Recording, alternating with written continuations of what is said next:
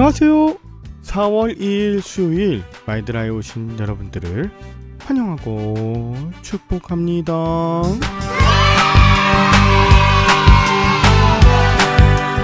오늘은 사이좋게 예배드리는 4월 2일 4.2대입니다.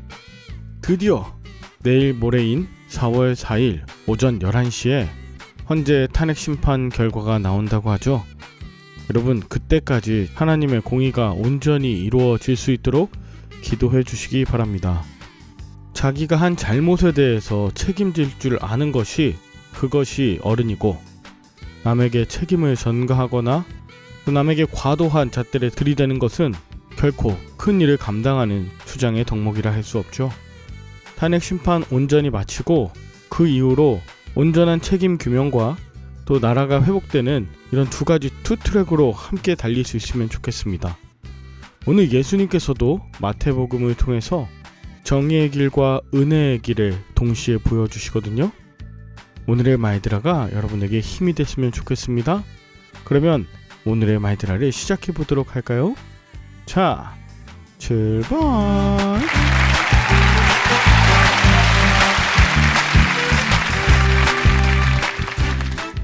오늘은 마태복음 21장을 묵상합니다. 오늘은 예수님께서 나귀를 타고 예루살렘에 입성하신 후 성전을 정화하는 사건이 있었고, 성 밖으로 나오셔서 무화과 나무가 마르는 일이 있었습니다. 자, 먼저 나귀를 타신 예수님 한번 보시겠습니다. 저는 특별히 3절에 만일 누가 무슨 말을 하거든 주가 쓰시겠다 하라, 그리하면 즉시 보내리라 하시니, 이 주가 쓰시겠다, 다른 말로 내가 쓰겠다고 해라, 이 말씀을 하실 때 예수님의 목소리 톤이 어떠했을까요? 아마도 근엄하고도 그 누구도 거부할 수 없는 웅장한 목소리로 내가 쓰겠다, 이렇게 말씀하지 않으셨을까요? 여러분, 내가 쓰겠다고 하는 이 확신과 거부할 수 없는 웅장함은 바로 저와 여러분들을 부를 때 주님의 음성이 되길 원합니다. 주님께서 우리를 부르실 때 모든 것의 주인이시기 때문이에요. 오늘 본문에 어린 나귀가 주님의 것이었지만 그 나귀의 어미 나귀도 주님의 것이고 그 나귀의 주인도 주님의 것이며, 오늘 이 이야기를 듣고 있는 저와 여러분도 영원 전부터 영원 후까지 온전히 주님의 소유입니다. 우리는 주님께서 앉으라 하면 앉고 일어서라 하면 일어서야 합니다. 가라고 하면 가고 서라 하면 서야 합니다. 주님이 쓰시겠다 하시면 내어드려야 합니다. 그것은 상실도 아니고 손해도 아닙니다. 그것이 시간이든 돈이든 은사든 주님의 뜻대로 쓰임을 받을 때 가장 의미 있고 복된 인생이 됩니다.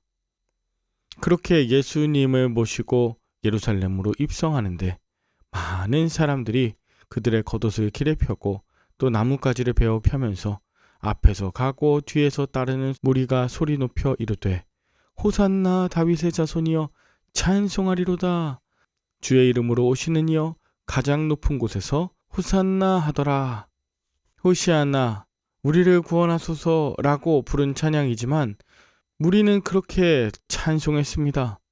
평화를 노래하고 주님의 오실 것을 기뻐하는 저들의 노래가 온 성 안에 퍼졌습니다. 그러자 그 기쁨에 동참하는 대다수와는 달리 이 소리를 듣고 긴장하는 기득권자들이 있었습니다. 이는 누구냐? 무리가 이르되 갈릴리 나사렛에서 나온 선지자 예수라 합니다. 여러분, 겉옷을 펴고 찬미한다는 건 주님으로 인정하고 대접하는 행위입니다. 주인을 자기 등에 태운 나귀와도 같은 순종입니다. 이제 예수님은 성전 안으로 들어가십니다.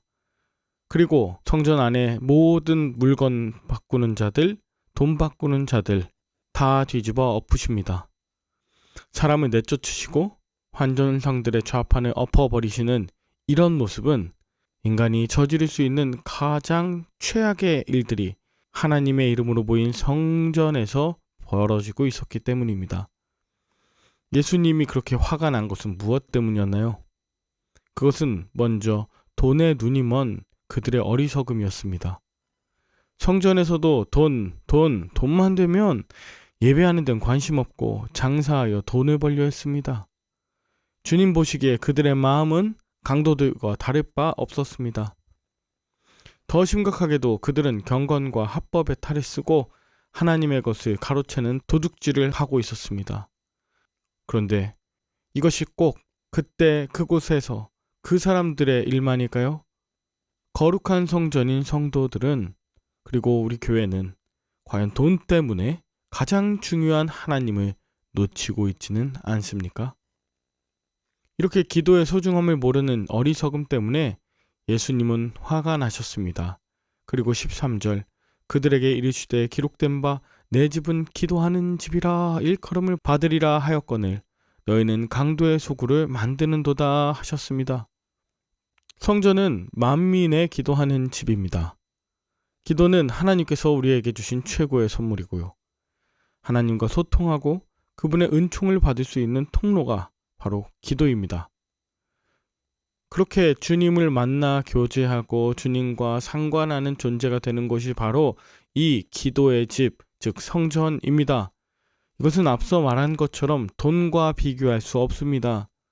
선민일 수 있는 건 바로 이 기도의 권능 때문이죠. 여러분, 예수님 시대 이스라엘은 자신들이 얼마나 큰 특권을 누리고 있는지를 몰랐습니다. 천국의 보화를 보고도 보화인 줄 알지 못했습니다. 누리라고 주신 것도 누리지 못했습니다. 도리어 헛된 것과 바꾸고 있었습니다. 찬미하는 아이들을 보고 화를 냈습니다.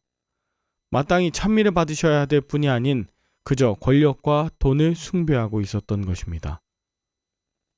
이제 주님은 이른 아침에 성으로 들어오시는데 시장하셨습니다. 그런데 길가에서 만난 한 무화과 나무에 잎사귀밖에 찾지 못하고 열매가 없자 영원토록 열매를 맺지 못할 것이라고 무화과 나무에게 저주하십니다. 마찬가지로 예수님은 성전을 통한 모든 특권을 이스라엘에서 거두기로 작정하십니다. 그리고 그 특권을 어린 아이와 젖먹이들에게 주십니다. 종교 지도자들이 하나님을 찬양하지 않고 침묵하자 그 찬양의 특권, 기도의 특권을 어린아이와 젖먹이에게 주셨던 것처럼 이제는 예수 그리스도의 제자들이 믿음의 공동체, 즉 성전 노릇을 하게 될 것입니다.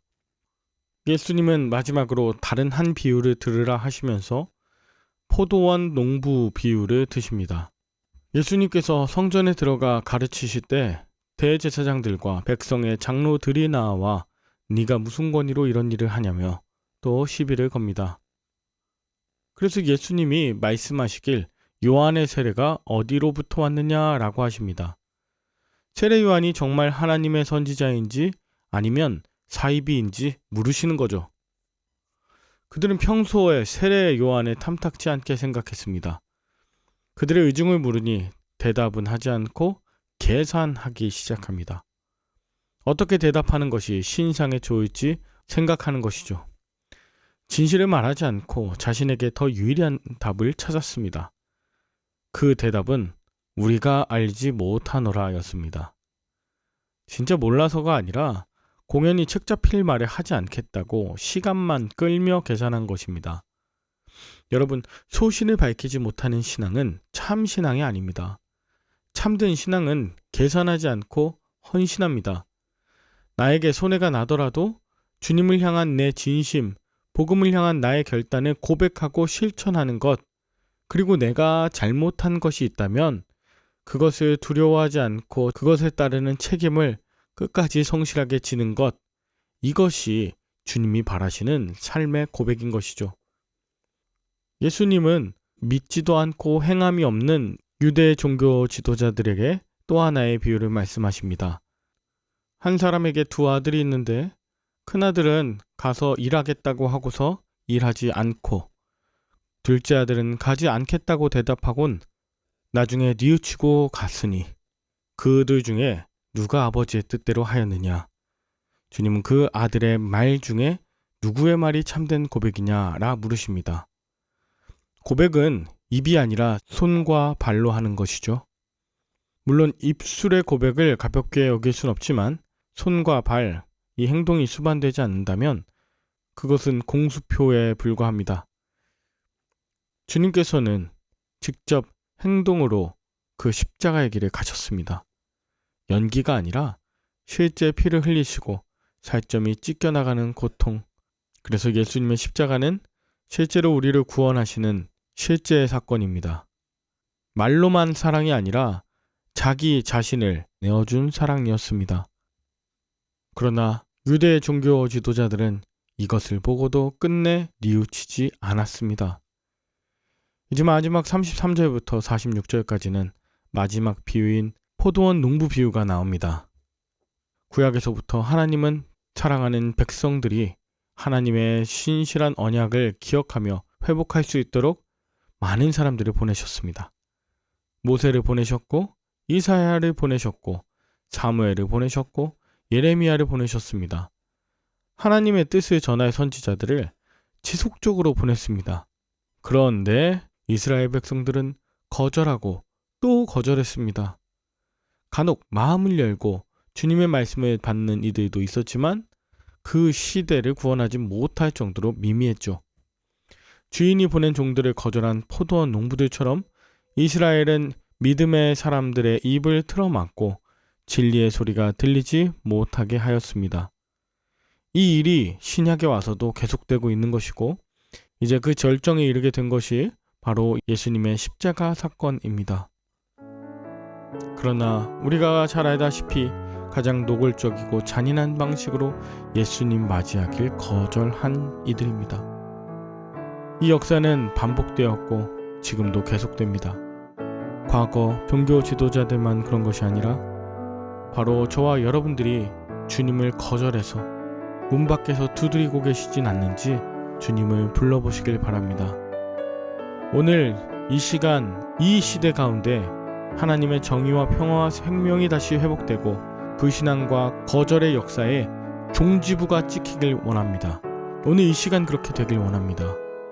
우리 마음을 열고 주님을 모셔 주님만 찬양하고 주님께만 기도하는 성전, 주님의 권위와 이름이 이곳에 있는 성전, 주님을 온전히 맞아들여서 주님이 거하시고 나는 주님과 함께 더불어 먹는 기쁨의 하루, 승리의 하루 될 수 있기를 예수 그리스도의 이름으로 축복합니다. 함께 기도할까요? 하나님 아버지, 주님을 찬양하면서 쓰임 받을 수 있음에 그저 감사했던 나귀처럼 우리와 함께 가 주시옵소서. 성전을 정화하실 때 예수님은 단호하셨습니다. 주여, 우리도 그런 단호함과 결단이 있게 하옵소서. 열매를 맺어야 될 때 열매를 맺고 쓰임 받을 수 있을 때 쓰임 받게 하여 주옵소서. 예수님을 맞이할 수 있을 때 맞이하게 하여 주시옵소서. 예수님 뒤따라 십자가 길 걸을 수 있을 때 따르게 하여 주시옵소서. 감사를 드리며 예수님의 이름으로 기도합니다. 아멘. 오늘도 좋은 하루 되시길 바라며 저는 내일 다시 찾아뵙도록 하겠습니다. 샬롬.